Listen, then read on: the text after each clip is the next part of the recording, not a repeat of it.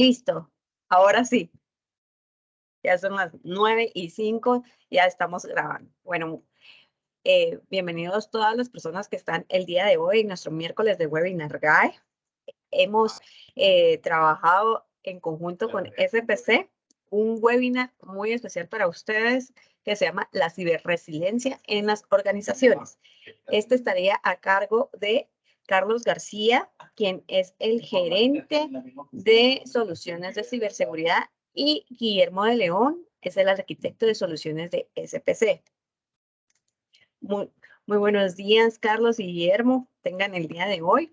Gracias por haber aceptado en nuestro miércoles de Webinar Guide el poder dar más conocimiento, porque a raíz de todo lo que hemos estado viviendo, ¿verdad? De toda la ciberseguridad y la ciberdelincuencia que están en las organizaciones y todos los ataques que se han estado escuchando, hemos querido tener un acercamiento nuevamente con ustedes, quienes ya han tenido este recorrido junto con nosotros, saben que Carlos ya es una cara que ya hemos tenido, ¿verdad? Por Sí, favor. gracias. Gracias, Andrea. Un placer para nosotros, como siempre, el colaborar con GAE, ¿verdad? Y la intención de SPC con su programa de SPC Knowledge es transmitir conocimiento, ¿verdad? Y generar este conocimiento para que sea accesible a todos, ¿verdad? Y tal cual como lo mencionas, tanto la ciberdelincuencia como pues los ataques que han estado habiendo Correcto. bastante dirigidos a organizaciones estatales y en toda la región principalmente. No es algo que solo se esté dando en Guatemala, sino que se está dando en toda la región. Es algo que tenemos que poner sobre la mesa, ¿verdad? Y tomar acciones como tal. Y es por eso que con Guillermo hemos estado trabajando muy de la mano y muy fuertemente para desarrollar, ¿verdad? Un documento que les pueda servir a ustedes como base, como organizaciones, para tomar algunas acciones que van un poco más allá de la ciberseguridad, ¿verdad? Y de la seguridad de la información, sino que tenemos que profundizar también en cómo las organizaciones pueden tomar acciones, ¿verdad? Desde una manera no solo preventiva, sino que tener la capacidad de responder, ¿verdad? A Correcto. cualquier tipo de incidente. Antes de Entonces, que des inicio al webinar, solo voy a mencionar, vamos a tener la exposición de ustedes y mientras que vayan surgiendo las preguntas, por favor, aquí está abierto el chat para que ustedes vayan escribiendo y ya al finalizar vamos a tener 15 minutos de preguntas y respuestas tal como lo hemos estado manejando y así nuestros expertos nos van a dar respuesta, ¿verdad? Muchísimas gracias y ahora sí, Carlos, te cedo la palabra al igual que Guillermo. Nos vemos dentro de 45 minutos. no hay problema. Solo te molesto con grabar Dime, ya se está grabando. Excelente, un gusto entonces. Bueno, voy a compartir mi pantalla. Me confirman si ya la ven. Todo bien, ya se mira. Perfecto. Pues, y un poco sobre nosotros. Guillermo de León es nuestro arquitecto de soluciones en SPC Internacional. Él es una persona que tiene mucho expertise, me atrevería a decir más de 15 años de estar en la primera línea, ¿verdad? Y colaborando con las organizaciones en temas tanto de arquitecturas tecnológicas, innovación tecnológica, como temas de ciberseguridad también y seguridad de la información. Y pues su servidor Carlos García, que también pues ya tengo a varios años de estar trabajando en temas de renovación tecnológica y transformación digital, ciberseguridad y muy enfocado en el cumplimiento de normas y en el cumplimiento de procesos, ¿verdad? De auditorías dentro de las organizaciones. Entonces, sin más, y queremos empezar un poco poniendo sobre la mesa dónde estamos parados. Tenemos que entender que las organizaciones a nivel mundial, ¿verdad?, están enfrentando grandes retos y esto es porque hay un alto crecimiento de la ciberdelincuencia. Y cuando hablamos de ciberdelincuencia, ya no estamos hablando de aquellos pequeños estudiantes o personas inquietas, ¿verdad? Que podemos denominar hackers, que están realizando ciertas actividades y que están trabajando a manera de poder generar riesgos y generar situaciones que comprometan a las organizaciones, sino que ya estamos hablando de organizaciones estructuradas, organizaciones que tienen una jerarquía y que tienen objetivos mucho más claros al momento de querer llevar adelante ataques y no solo a empresas, ¿verdad? Sino que a instituciones gubernamentales. Y acá contándoles pues un poco que según unas estadísticas del año 2021 de ataques en Estados Unidos principalmente, pues podemos ver que las instituciones de gobierno han sido las más atacadas. ¿Y esto por qué? Porque las instituciones de gobierno pues representan un punto álgido e interesante para estos ciberatacantes porque mueven, ¿verdad? Toda la telaraña estatal, ¿verdad? Y dejan fuera y en jaque el funcionamiento de estas organizaciones. Y otro de los aspectos importantes es que el Foro Económico Mundial en su reporte del 2022 nos pone un detalle de cuáles son las amenazas más latentes en todos los ámbitos, ¿verdad? Pero si se pueden dar cuenta, nos dice que casi es un 20% y todo lo que tiene que estar relacionado con fallos de ciberseguridad.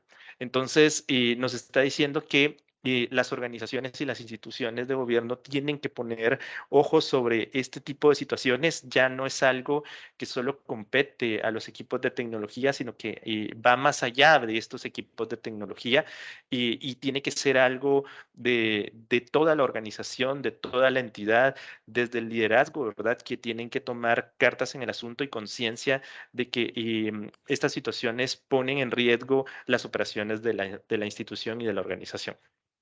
Y otro de los aspectos es que el Foro Económico Mundial también nos comenta que en la vista, ¿verdad?, de ciberseguridad, ve tres aspectos que son latentes, ¿verdad? El crecimiento del ransomware, que casi creció para el 2021 y para la fecha un 151%, y lo que es todo el proceso de ingeniería social, que son pues esos ataques dirigidos a través de estrategias de phishing y vishing, ¿verdad? Que tienen las organizaciones y todas las actividades maliciosas que vienen asociadas a situaciones como malware, como virus y situaciones que ponen en riesgo pues el proceso de la organización. Y acá, pues, tengo una premisa, ¿verdad? La ciberseguridad ya no es suficiente. Y, ¿Y esto por qué? Porque la ciberseguridad se enfoca en proteger los datos y los activos de información, pero ya no es suficiente. Y las organizaciones necesitan tomar ciberresiliencia. Guillermo, ¿qué opinas de esto, de esta frase? Ok, hola, muy buenos días a todos. Les cuento. Básicamente les quiero mostrar una realidad que lo hemos visto ya en los años de experiencia que hemos tenido. Y es que todos somos sujetos de ataque, ¿sí? Todos vamos a ser atacados más de alguna vez. Y quiero hacer algo importante aquí, concientizar desde la perspectiva de que no es que nosotros vayamos y evaluemos qué infraestructura de ciberseguridad o de protección o de detección tengan las instituciones. Es que nosotros evaluemos la capacidad de responder ante un eventual ataque. Es en cuánto tiempo la operación de tu institución gubernamental va a responder cuando tú sufres un ataque. Y a eso nosotros le determinamos ciberresiliencia. ¿Verdad? Es importante tomar en cuenta que nosotros debemos de enfocarnos en la protección de los activos de la información y evaluar todos aquellos vectores posibles de ataques. Y entendiendo que la premisa inicial es, me van a atacar. ¿Sí? Si yo entiendo el worst case escenario, o sea, el escenario que me podría suceder y el que más impacto puede causar a mi institución gubernamental, yo puedo concientizar hasta el colaborador que tenga acceso solo a un equipo de servicio al cliente hasta la alta dirección. ¿Por qué? Porque nosotros somos los eslabones más débiles, los seres humanos. ¿Por qué? Porque no nos equivocamos. Entonces, lo que tenemos que tener es la concientización de que tenemos de que crear una ciberresiliencia ante una eventual amenaza y una vulnerabilidad que se pueda materializar en nuestra infraestructura. Recordemos que, y para el gobierno, obviamente, su principal cliente, ¿cuál va a ser? La población guatemalteca.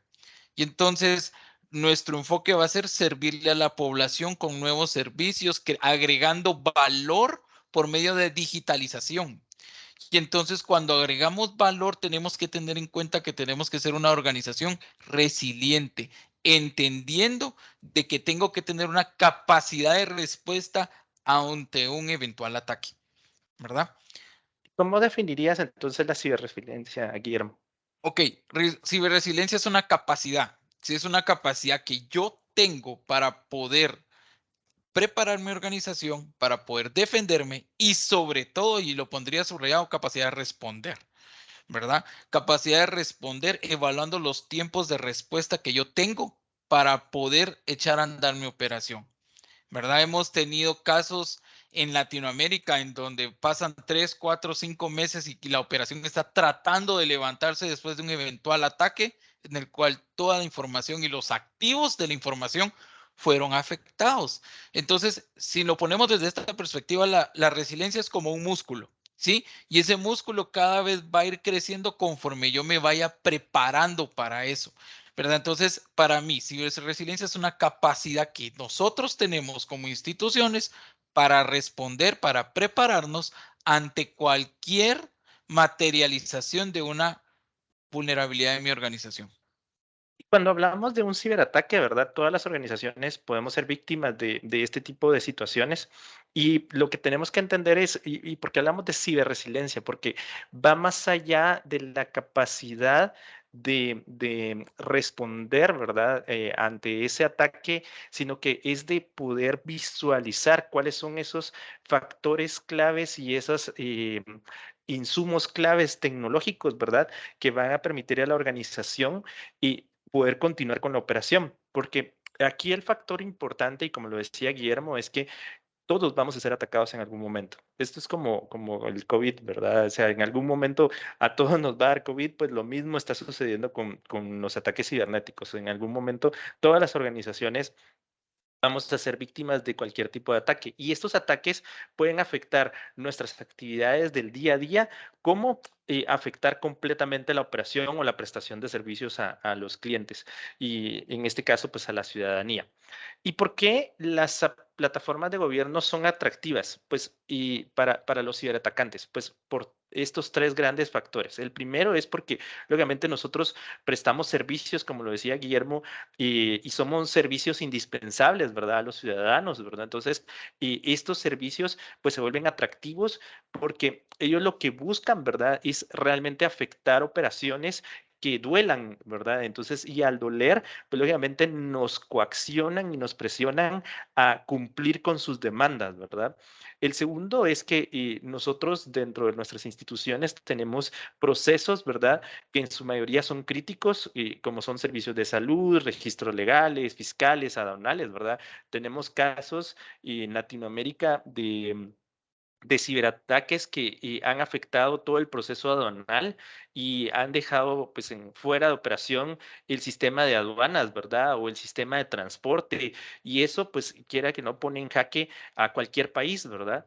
Y pues lógicamente, y el factor tal vez más importante es que la información que se maneja es valiosa, es sensible, es confidencial y secreta. Pues lógicamente es la información de los ciudadanos. Y como sabemos, esta información pues es responsabilidad nuestra el protegerla, ¿verdad? Y el mantenerla de una manera blindada para que no sea accesible a personas y que no tienen que tener acceso a ella, ¿verdad? Y en este sentido, pues, ¿de qué debemos protegernos, Guillermo? ¿Cuáles cree que son esos vectores que están más arraigados en los ciberataques enfocados a organizaciones estatales e instituciones gubernamentales? Perfecto. Una de las áreas en donde hemos visto la materialización de vulnerabilidades es en el correo electrónico. Por medio del correo electrónico viene todo el tema de phishing. Entonces, al momento de que un colaborador de la institución gubernamental en donde podamos trabajar dé clic en un URL, ¿verdad? O en un link que probablemente nos vaya a llevar a un lugar en donde vayamos a descargar un ransomware o nos roben credenciales, ¿verdad? Ese es uno de los puntos o las estadísticas en donde vemos que más énfasis hacen los ataques cibernéticos. ¿Por qué? Porque en un URL te puede aparecer @guatemala.com, ¿sí?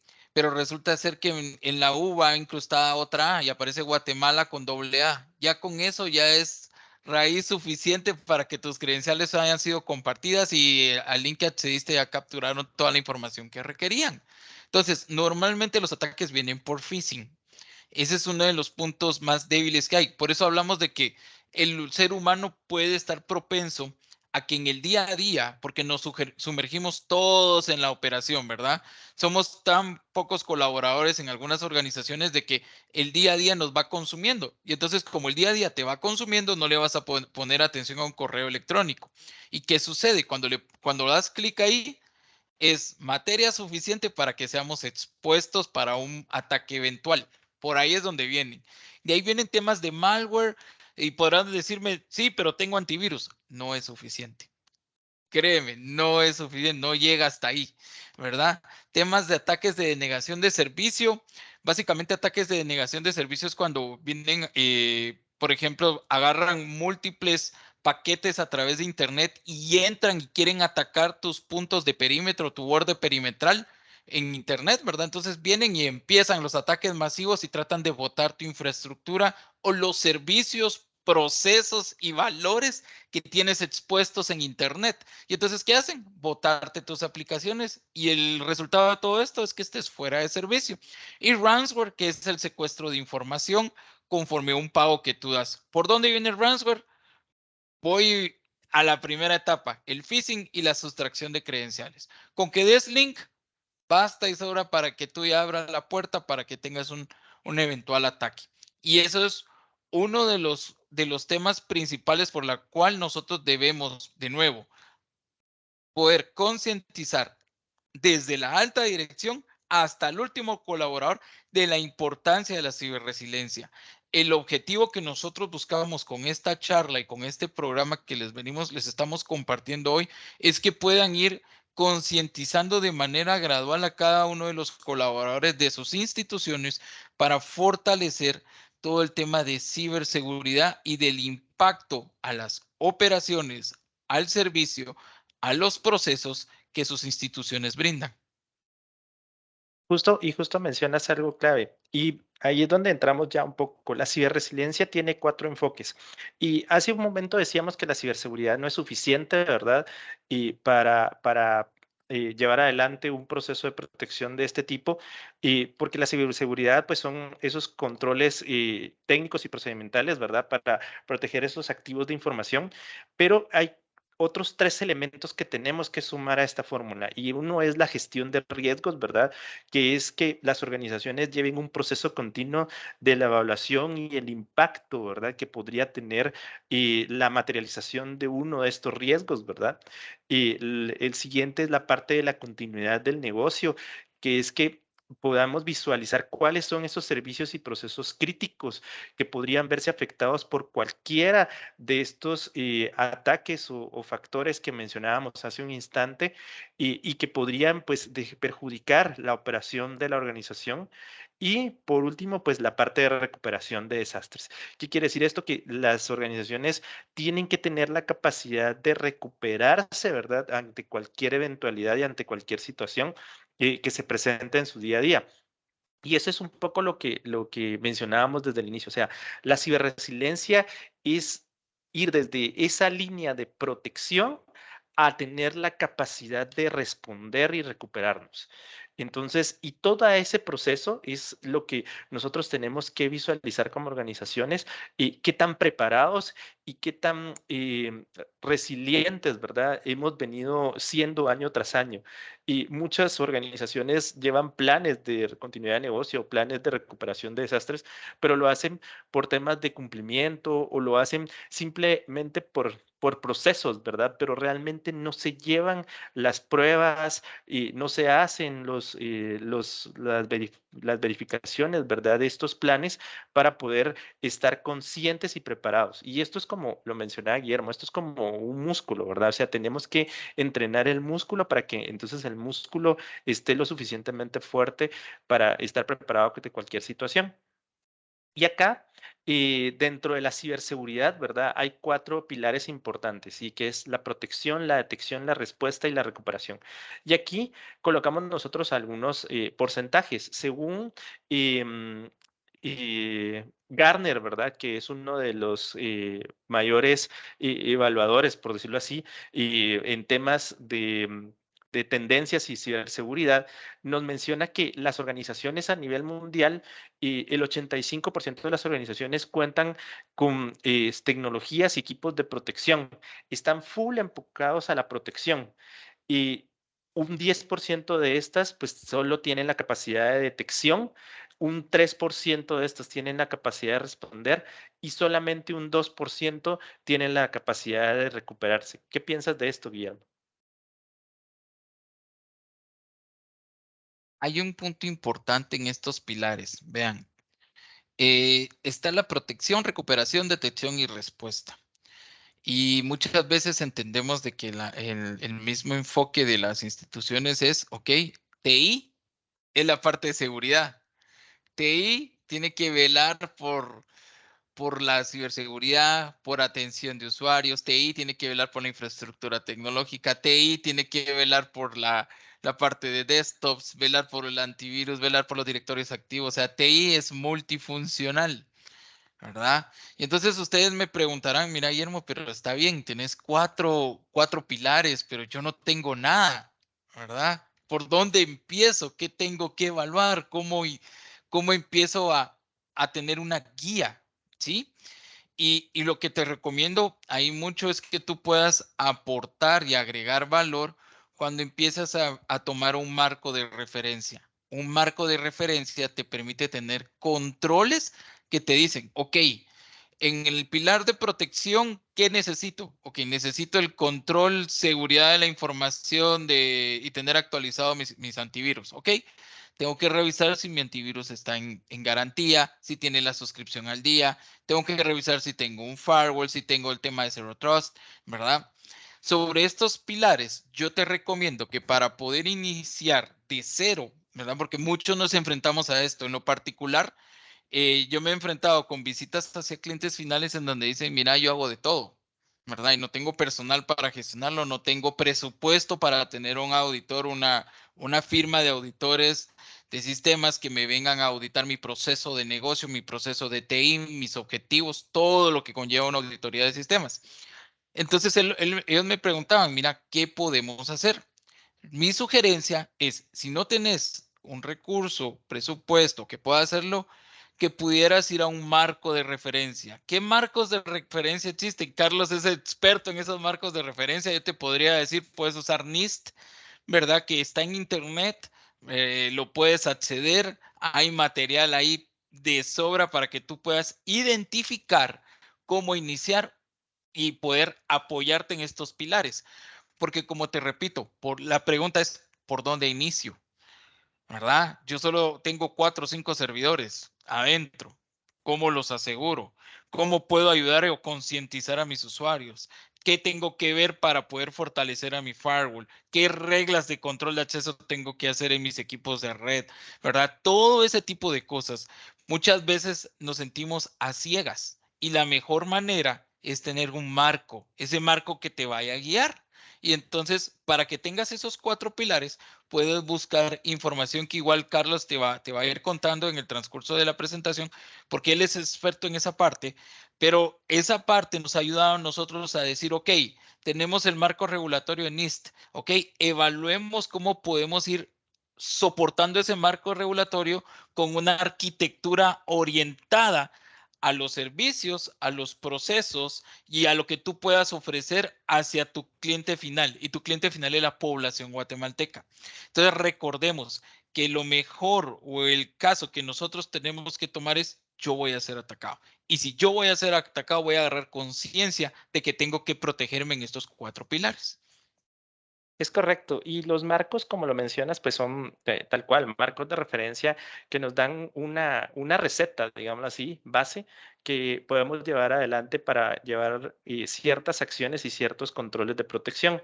Pero uno de los temas y que también tenemos que romper como paradigma es que hablamos del perímetro, ¿verdad? Y la pregunta es, y después de la pandemia se visualiza más, y es ahora dónde está el perímetro.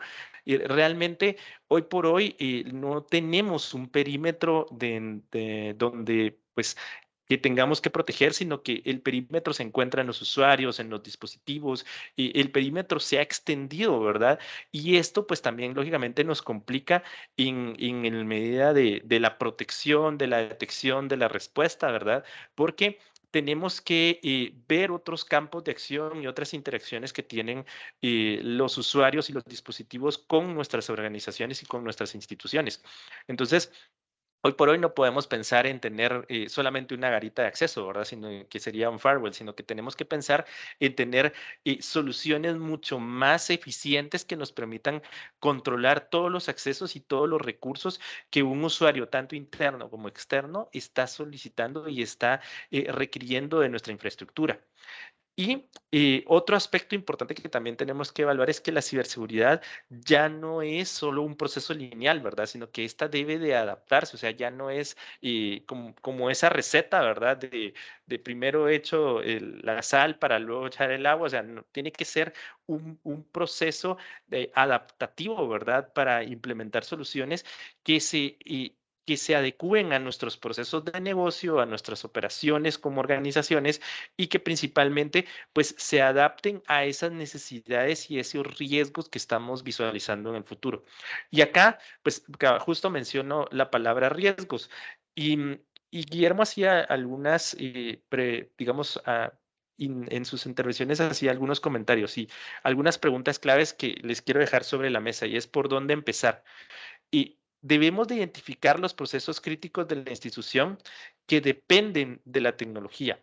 Creo que es uno de los primeros pasos que tenemos que ir enfatizando, ¿verdad? O sea, tenemos que tener claro por dónde empezar. Luego de esto, y que si contamos, ¿verdad?, con procesos definidos e innegociables para la protección de los sistemas y estos recursos críticos.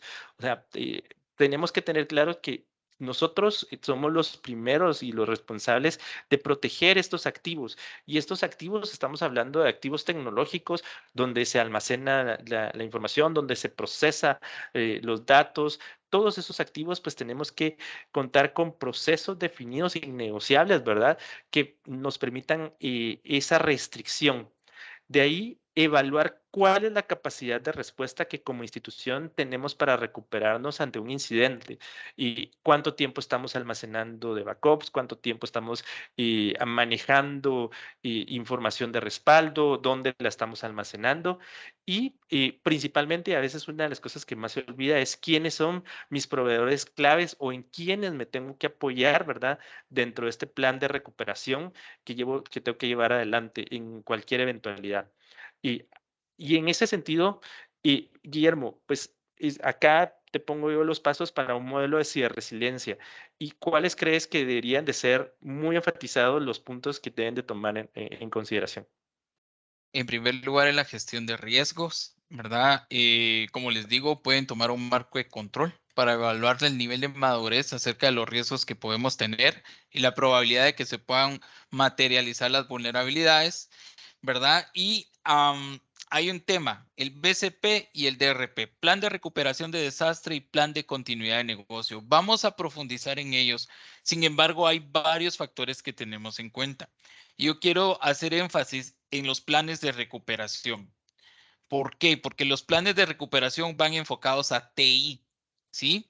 Los planes de recuperación van enfocados a mi capacidad de respuesta para poder soportar la operación cuando yo sufra un ataque y poder volverla a flote, con aplicaciones, con bases de datos, con sistemas de información, con redes disponibles, ¿verdad? Y que la operación no pueda verse afectada y la población guatemalteca no pueda sufrir un impacto cuando nosotros recibimos la materialización de una vulnerabilidad.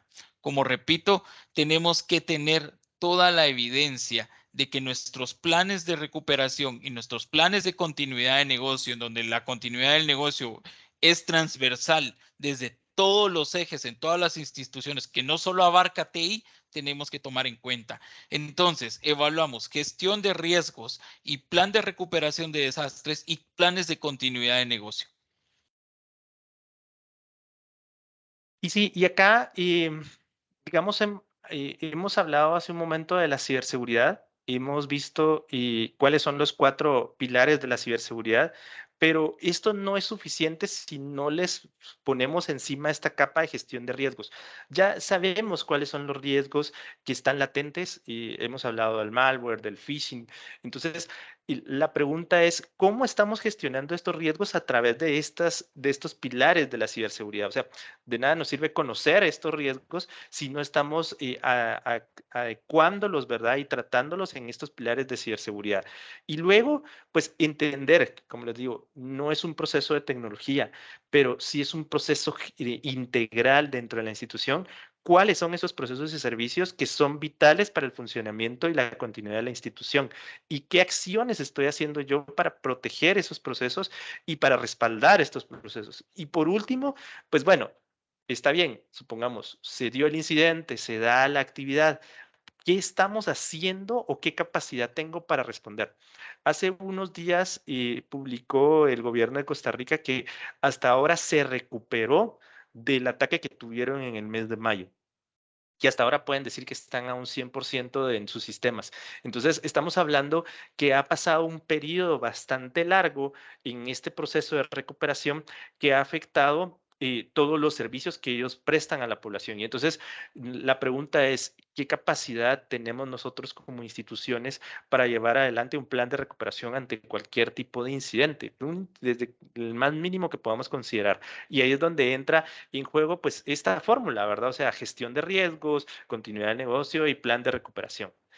Y entonces, ¿y cómo diseñamos este plan de acción? Pues tenemos que mapear los procesos críticos, las personas claves y las tecnologías donde estos procesos se administran y se gestionan.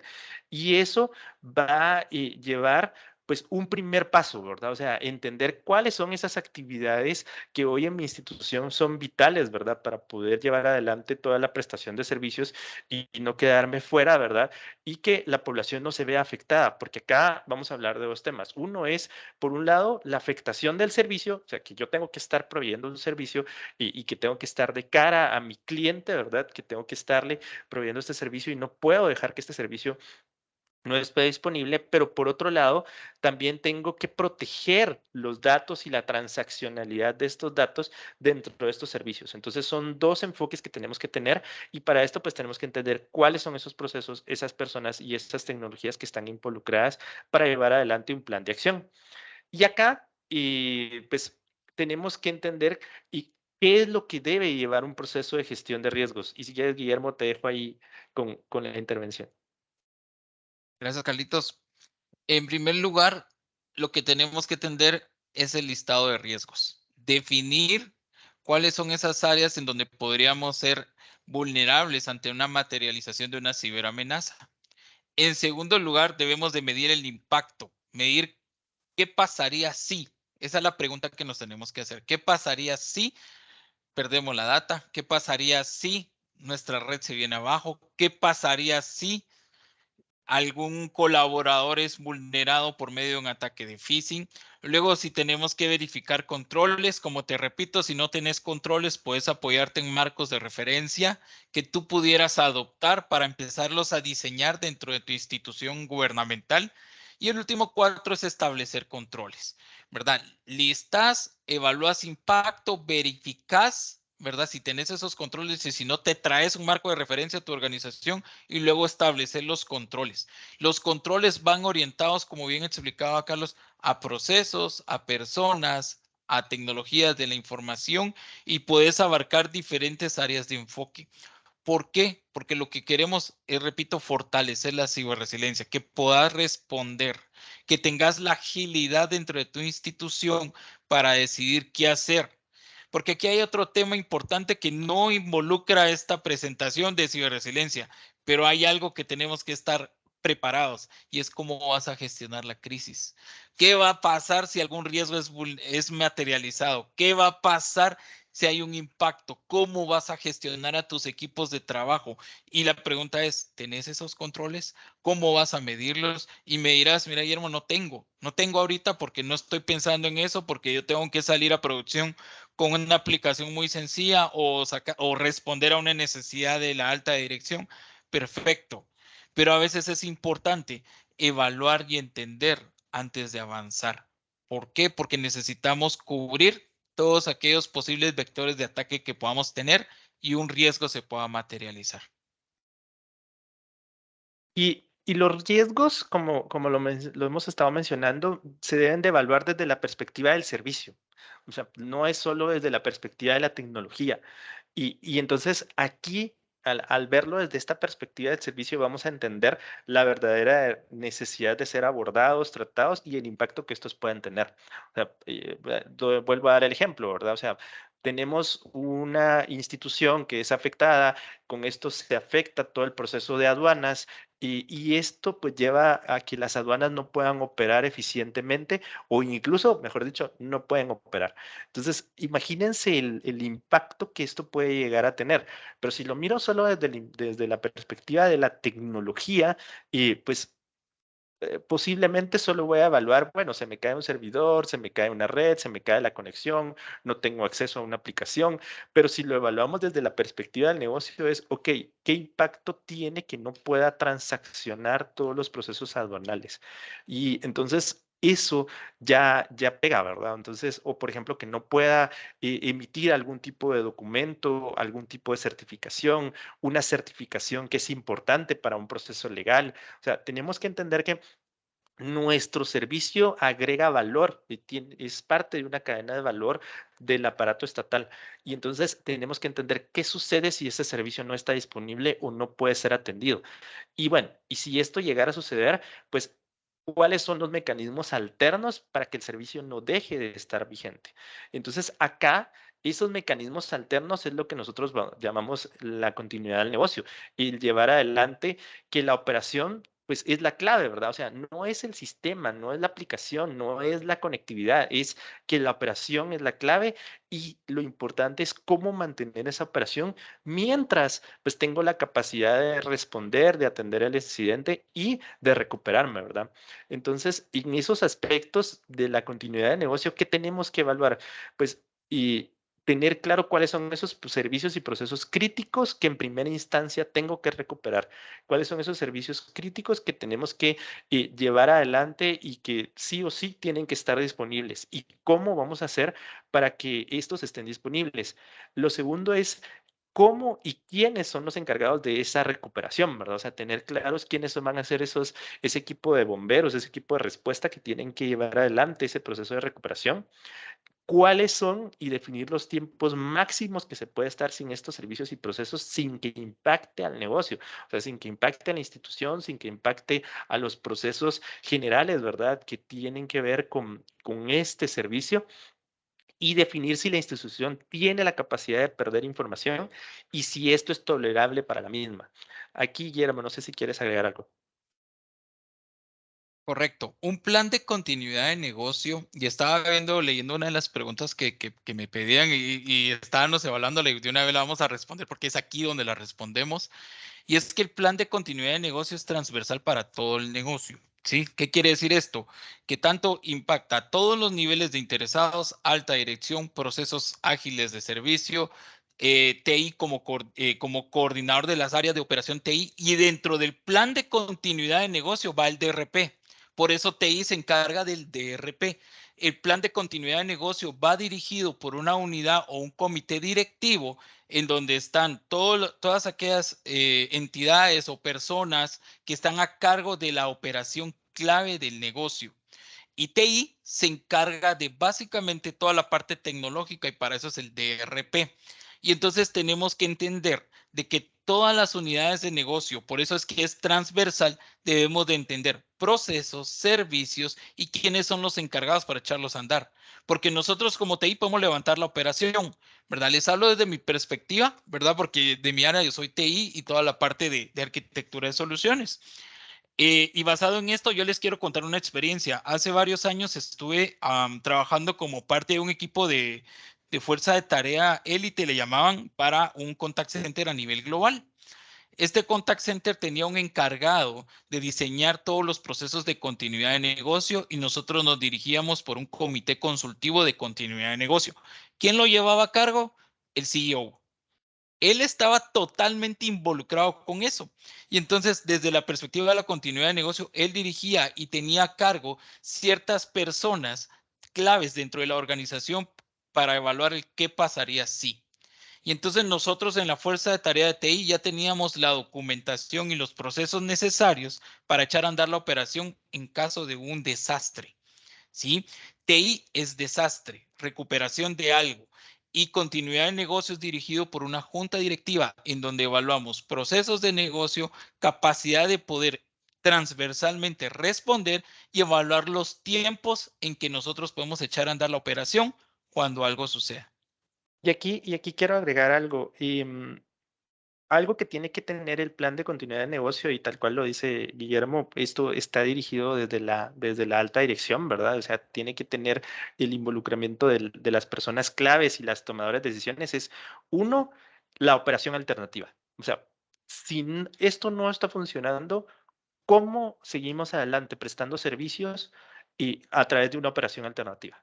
Lo otro que debe responder es el plan de comunicación. Guillermo también lo mencionaba hace un momento. O sea, y dentro del proceso de crisis, y lo peor que puede haber es desinformación. Entonces, tiene que haber un canal y un medio para comunicar, ¿verdad? ¿Qué es lo que está sucediendo y hacer frente a las situaciones, ¿verdad? Y ser transparentes, porque eso también nos va a permitir a nosotros esa certeza, ¿verdad? Como institución de que estamos haciendo frente y estamos atendiendo la situación de una manera eficiente.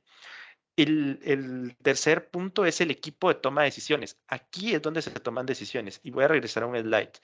Acá nosotros tenemos que entender en la continuidad de negocio cuál es el tiempo máximo que podemos estar fuera y cuál es la capacidad, si es que tenemos, de perder información. Pero acá vamos a tomar esas decisiones claves de, bueno, qué podemos arriesgar, qué podemos perder o qué acciones tenemos que hacer para llevar adelante todo el proceso de responder y poder continuar con la operación.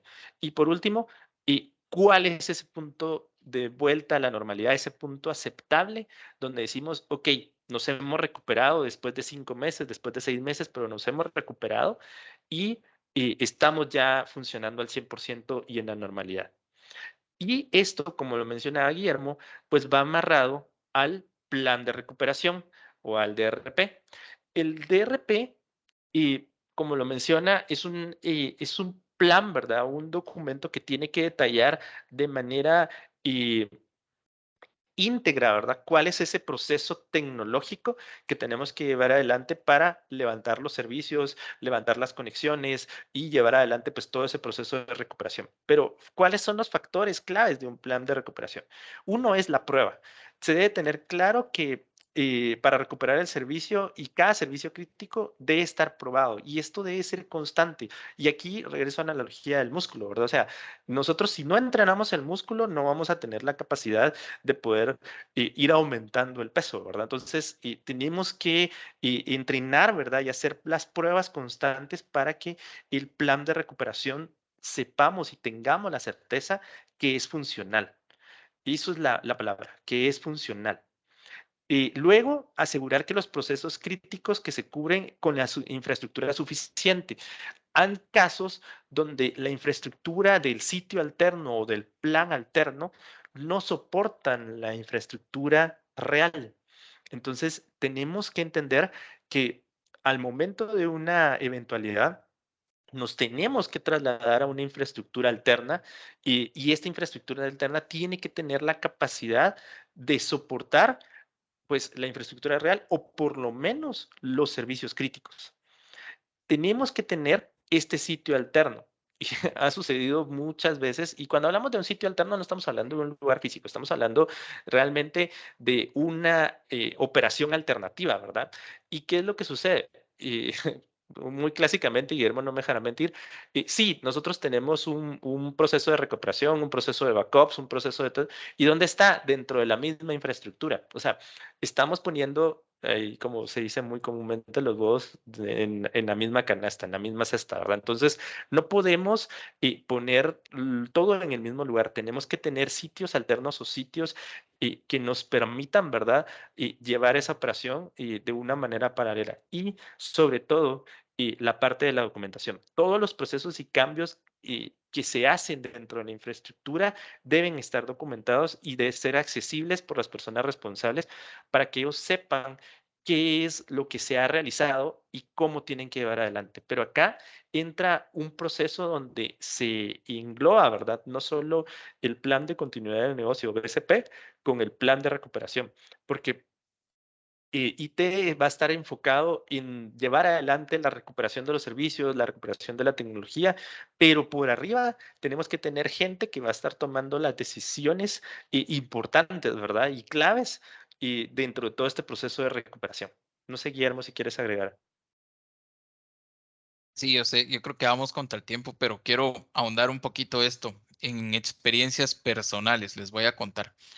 En DRP nosotros podemos tener nuestro sitio alterno, no podemos tener nuestra infraestructura de servidores, pero las ciberamenazas ya van más avanzadas, ¿verdad? Cuando hablo de que van más avanzadas es que ya los procedimientos de backups que normalmente usábamos eh, ya son obsoletos. Ya los principios de que usábamos un data domain para resguardo de la información y usábamos el data domain para poder decir, ok, ya tengo mi algoritmo de compresión, ya tengo mi storage, ya tengo de duplicación, ya tengo todo eso armado. Pero resulta ser de que los nuevos ataques que han venido y la tendencia que hemos visto, sin mencionar quiénes son los atacantes, porque ya los hemos visto en demasiado en otros países, es que lo que sucede es que cuando tú puedes restaurar esa información, no puedes restaurarla, porque se encriptan los backups. Y existe ahora un nuevo principio, y se llama el principio de la data inmutable. ¿Qué es el principio de la data inmutable? Es un nuevo algoritmo que te permite asegurar por medio de data que tú manejas dentro de tu organización que cuando tú la puedas restaurar esté disponible. ¿Qué otra tendencia hay? Blockchain. ¿Sí? La descentralización de la data te va a permitir a que cuando te ataquen no van a poder porque la data está dispersa. Entonces ya solo la vuelves a centralizar en un proceso de recuperación. Ya la tendencia de lo que conocíamos antes, en donde, como bien decía Carlitos, tengo mi DRP, tengo mi sitio alterno, sí, perfecto, tenés todo al día, hiciste una mega inversión, tenés una arquitectura multinube, que por ahí la vienen las preguntas, que tenés Azure, Amazon, no sé, Huawei Cloud, cualquier entidad. Y resulta ser de que igual tu información y los backups es la metodología tradicional, llega cualquier ciberamenaza y ya estuvo que hizo algo ahí, ¿verdad? Y entonces tenemos que estar al día, ¿sí? Tenemos que estar pendiente de la nueva tendencia y cómo protegernos, ¿verdad? ¿Qué hizo Conti? Conti vino y descifró uno de los proveedores más grandes a nivel de respaldos en la mecánica de los algoritmos y cómo lo procesa y vino y entró al directorio activo y ya, agarró los roles, tomó control de los backups, no hay nada más que hacer.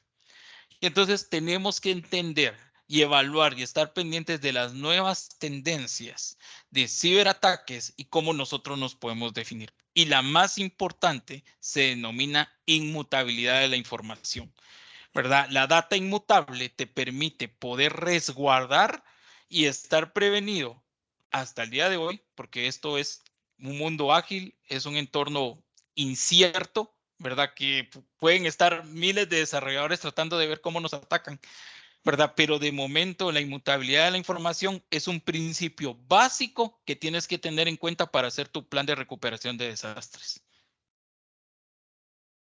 Y acá, yéndonos un poco, ¿cuál es este esquema de ciberresiliencia? Y como podemos ver, digamos, a la hora de que estamos en una operación normal, tenemos que estar gestionando lo que es la protección y todo lo que es la gestión de riesgos, el tratamiento del riesgo y qué estamos haciendo con estos riesgos. Cuando al momento que ocurre un incidente, tenemos que tener la capacidad de detectar este incidente, porque justo mencionaba Guillermo Conti, y que ha sido uno de las bandas cibercriminales más fuertes y de la cual se han derivado otras que están ahorita en la región, como Bitsub, como Black Cat, y otras que han estado atacando mucho en la región de Centroamérica. Y ellos, y se ha comprobado que han estado dentro de los sistemas y dentro de las organizaciones desde 6 meses atrás. Entonces, Sí. tenemos que tener la capacidad de detectar estos incidentes. Luego, dentro del mismo esquema de ciberseguridad, tenemos que tener la capacidad de responder cuando se activa la respuesta. Y acá es donde entra la parte de la continuidad de negocio, ¿verdad? O sea, ese equipo clave que toma decisiones, ese equipo clave que sabe qué hacer, ese equipo clave que sabe cuáles son los procesos críticos, porque entonces ellos tienen que empezar a responder el incidente, a llevar la operación alternativa y a llevar adelante todo el plan de recuperación, que básicamente la recuperación la lleva, y el plan de recuperación o de ERP, pues sabemos que lo lleva IT y algunas otras áreas de negocio dependiendo de las instituciones. Y luego de esto, como final de la continuidad de negocio, si se dan cuenta, aquí termina todo el ciclo de la ciberseguridad, pero aquí termina el ciclo de la continuidad de negocio, donde se declara que se ha resuelto el incidente, se vuelve a la operación y podemos decir que hemos vuelto a la normalidad. Y entonces, en este contexto, la ciberresiliencia es un proceso integral que no corresponde únicamente a los equipos de tecnología, y que debe ser consciente desde los equipos de liderazgo y la alta dirección de la organización. Y por último, pues también les dejo esta frase: la ciberresiliencia conlleva garantizar la continuidad operativa y comercial con un impacto mínimo.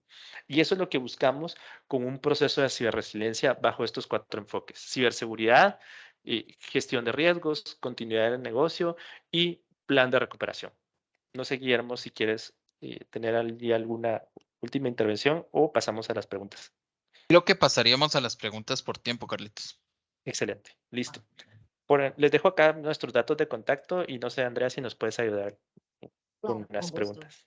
Muchísimas gracias, Carlos. Muchísimas gracias, Guillermo, por tan buena exposición, ¿verdad? A pesar que nos pasamos un poquito de tiempo, pero estuvo muy entretenido porque realmente es para despejar todas las dudas que están surgiendo a raíz de todo, ¿verdad?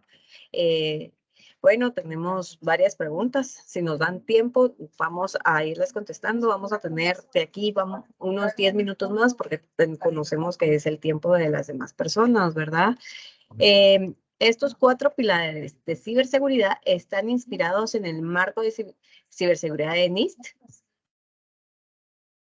Sí, de hecho, bueno, digamos, nosotros lo que estamos haciendo acá es una propuesta básica, pero realmente, como lo mencionan, el plan de NIST es realmente muy completo, ¿verdad? El marco de referencia de NIST. Y NIST, pues todavía incluso tiene un par de pilares adicionales, pero acá, digamos, lo que nosotros les estamos proponiendo es ir todavía un poco más allá de NIST y tomar lo que es gestión de riesgos, lo que es la ISO 22301, que es continuidad de negocio, y hacer algo que sea realmente integral para ser ciberresiliente. O sea, acá el término es cómo somos ciberresilientes. Entonces, NIST lo que nos va a permitir es tener esas capas de seguridad y de ciberseguridad, pero lo que nosotros les queremos dejar como mensaje, como SPC, es, ok, la ciberseguridad está bien, pero siempre va a estar enfocada a los activos y a los equipos de tecnología, pero tenemos que dar un paso más allá y que la organización esté involucrada en todo este proceso de continuidad de negocio y de recuperación, ¿verdad? Gracias, Carlos. Ahorita que mencionaste lo de ciberresiliente, aquí tenemos, Reinaldo nos hace un comentario respecto que él participó en un curso de gestión de continuidad de negocio. Se insistió mucho en que ese plan de responsabilidad de la máxima autoridad y de un consejo o comité con delegación de ejecución y de recursos para el plan. El rol de IT es ejecutar el plan de recuperación de 100. Por favor, ¿pueden aclarar o ampliar al respecto? Sí, correcto. Dentro de, como explicábamos, y por eso ahondamos bastante esta pregunta cuando estábamos explicando anteriormente, el BCP o el Business Continuity Plan es dirigido por la máxima autoridad en una organización.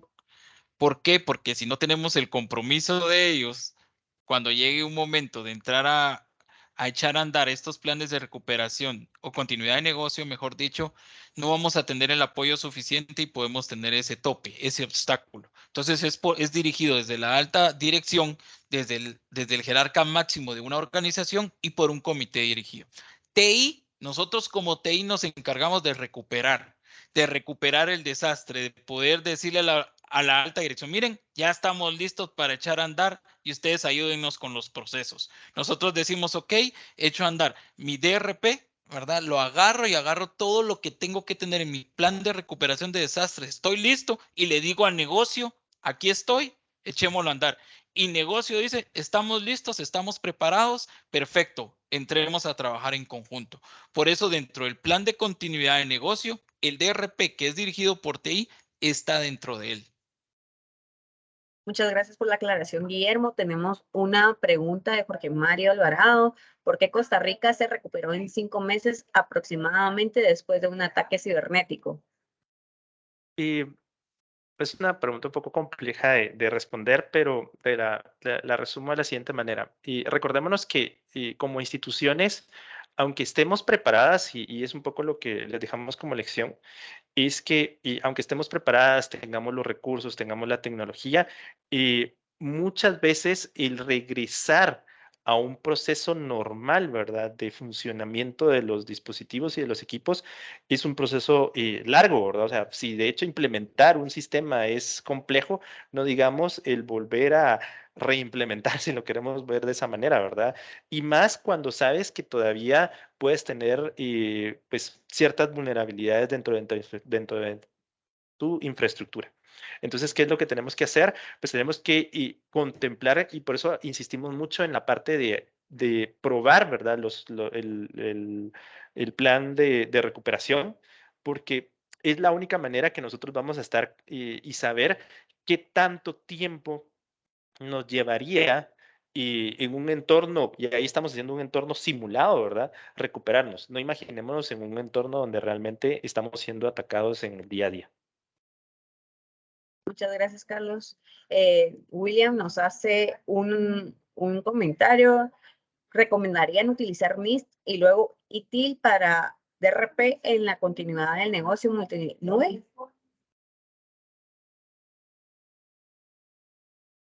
Vamos a ver. NIST nos va a ayudar. De hecho, hay un marco aparte de NIST que es puramente de recuperación de desastre y de continuidad de negocio. Hay un marco totalmente diferente a NIST. ITIL es enfocado a servicio, a mesa de ayuda, a gestión de servicios, ¿verdad? Es para poder trabajar en la parte de servicios más que de recuperación de desastres.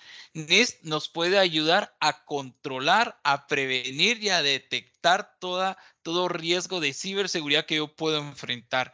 A nivel de planes de continuidad de negocios, planes de recuperación de desastres, hay normativas totalmente dedicadas a ese tipo de planes de trabajo. No sé, Carlitos, ahí te gustaría ampliar un poquito. Sí, yo creo que lo has abarcado, pero en general es sí, digamos, en un proceso de maduración de una organización y para la prestación de servicios de IT, tal cual, y el marco es ITIL. O sea, tenemos que tomar ITIL si yo quiero madurar mis servicios a nivel de mi cliente interno y cliente externo.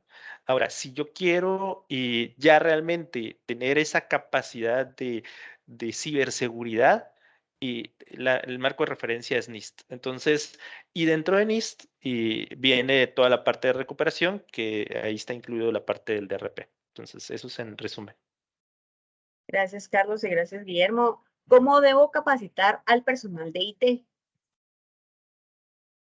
Y creo que el primer paso, y ahí me ayudas, Guillermo, creo que el primer paso es el poder desarrollar un plan. O sea, ¿a qué me refiero con esto? O sea, y a los soldados los entrenan para ir a la guerra, ¿verdad? Entonces, lo mismo tiene que suceder con nuestros equipos de IT. O sea, tenemos que entrenarlos, ¿verdad? Y tener escenarios que ellos puedan verse, digamos así, en una realidad, aunque sea simulada, ¿verdad? De este tipo de situaciones y entender cuáles son los riesgos. Por eso también hacemos mucho énfasis en la parte de gestión de riesgos. O sea, la idea es entrenarnos y de cara a los riesgos que sabemos que están siendo latentes para las organizaciones. Pues hemos mencionado que el phishing es uno de estos, el ransomware es otro. Entonces, y, la parte de la denegación de servicios. Entonces, teníamos que desarrollar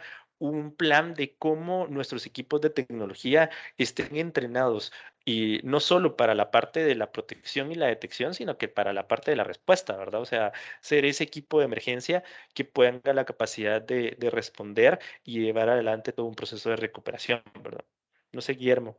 Sí, correcto. Y a nivel de un pad de capacitación, yo les cuento, tenemos equipos acá que estamos entrenando nosotros y estamos creando un plan de concientización. Hay cursos muy buenos en EDX, ¿verdad? Para los que conocen EDX, ahí hay varios cursos de cómo inicializarse en el mundo de la ciberseguridad. Son cursos básicos, pero nos llevan a orientarnos y entender un poquito de toda esa parte. EDX tiene varios cursos por ahí, algunos son gratuitos, otros son comprados, ¿verdad? Aquí se los dejo, edx.org. Y ahí podemos acceder a ese material, ¿verdad? Y poderse inscribir a algunos cursos si ustedes están interesados en desarrollar a su plan o a su equipo de trabajo de TI. Muchísimas gracias.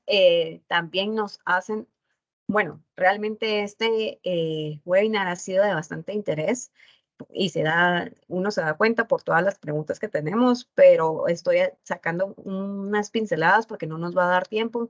Lamentablemente, me excuso con todas las personas que han estado. Vamos a hacer cómo prevenir los ciberataques. Y creo que durante la charla pues hemos enfocado eso, ¿verdad? O sea, la principal manera de prevenirlo es, ok, estar conscientes y lo mencionamos así, que en cualquier momento nos pueden atacar. Entonces tenemos que entender cuáles son esos vectores, ¿verdad? O esos puntos débiles en los cuales podemos ser víctimas y podemos recibir algún tipo de ataque. Y partiendo de eso, pues bueno sabiendo cuáles son esos vectores, pues empezar por el proceso de gestión de riesgos y en paralelo el proceso de ciberseguridad. ¿Cómo voy a proteger esos activos o esos recursos o esos procesos o incluso esas personas, ¿verdad? Porque, o sea, también tenemos que considerar que las personas pueden ser vulneradas, ¿verdad? Y yéndonos ya a temas muy sofisticados de ingeniería social o ese tipo de situaciones, pero sí las personas pueden ser un vector. Entonces, ¿cómo vamos a mitigar esos riesgos, ¿verdad? O sea, ¿cómo vamos a tratar ese riesgo y para empezar a tener un proceso ordenado y de madurez en este proceso de detectar las ciberamenazas, ¿verdad? Entonces, y en paralelo a eso tenemos que ir implementando tecnologías que nos permitan detectar, ¿verdad? Estas amenazas, tenemos que tener, ya como les decíamos, ya no solo es suficiente un perímetro, ¿verdad? Una seguridad de perímetro, sino que tenemos que tener soluciones que nos permitan ver temas de movimientos laterales, como podría ser un EDR, ver temas de postura, ¿verdad? A nivel de infraestructura de la red, para que entonces limitar los privilegios y limitar los permisos de los usuarios cuando acceden a nuestra red, cuando van a utilizar algún recurso, ¿verdad? Incluso los usuarios internos, ¿verdad? O sea, y en este momento ya no es permisivo que nuestros usuarios no tengan restricciones de navegación, por ejemplo, ¿verdad? Dentro de la institución, o que tengan libre acceso a carpetas compartidas o ese tipo de situaciones. O sea, es realmente de evaluar qué riesgo y qué información estamos poniendo en, perdón, en riesgo al momento de contemplar ese tipo de situaciones, ¿verdad? Guillermo. Sí, ahí solo para cerrar, y yo creo que con eso respondemos a una buena parte de las preguntas que tenemos. Utilicemos tecnologías emergentes, ¿sí? ¿Qué es tecnología emergente? Ya la tecnología tradicional pasa a segundo plano. Una tecnología emergente, estamos hablando de blockchain, una tecnología emergente, estamos hablando de inteligencia artificial, una tecnología emergente, estamos hablando de machine learning, ¿verdad? Ya los ataques ya utilizan esos patrones, ya están regulados utilizando inteligencia artificial, utilizando patrones de comportamiento, por lo cual ya lo que tenemos a nivel de infraestructura se vuelve insuficiente. Entonces, mi recomendación y lo que hemos visto como tendencia a nivel de seguridad informática y seguridad de la información es utilizar tecnologías emergentes. Sí. Y ahí en esa línea también, digamos, y recordemos, por eso lo poníamos dentro de la presentación como un punto importante. La ciberseguridad es la protección de esos activos de información y tecnologías que tenemos, pero ahora como organizaciones ya no todos tenemos que pensar en ciberseguridad, sino que tenemos que pensar en ciberresiliencia. Por eso insistimos mucho en el término, ¿verdad? O sea, ciberresiliencia. Y la ciberresiliencia es eso, llevar adelante todo un proceso de gestión de riesgo, llevar adelante todo un proceso de tener un plan de cómo mantengo mi operación de continuidad de negocio y llevar adelante cómo recupero mi información. Y por ahí vi una pregunta que me hacían sobre NIST y ISO 27001, si son complementarias. En realidad todos los marcos de referencia son complementarios entre ellos y pues podemos utilizarlos para llevar adelante procesos y como tal cual, son marcos de referencia. No quiere decir que los tenemos que implementar al 100%, sino que podemos adecuarlos, ¿verdad?, a nuestras organizaciones. Y no sé, Guillermo, si quieres, para ya ir cerrando, algo final. No Muchas solamente creo gracias. que ahondamos todos los puntos que teníamos que hacer y cubrir, y muchas gracias por su atención y gracias por darnos el tiempo ahí. Agradecidos con ustedes. Muchísimas gracias a ustedes dos. Realmente, si se pudieron dar cuenta, quedaron bastantes preguntas que se fueron respondiendo, sí, pero que los asistentes han de creer que no los quisimos leer, pero sí se fueron respondiendo. Muchísimas gracias a todos los que estuvieron el día de hoy en nuestro miércoles de Webinar Guide. La próxima semana los vamos a estar esperando. Tenemos de expositor a Huawei. También muchísimas gracias y feliz día. Un gusto para nosotros. Nos vemos. Muchas gracias. Estamos para servirles.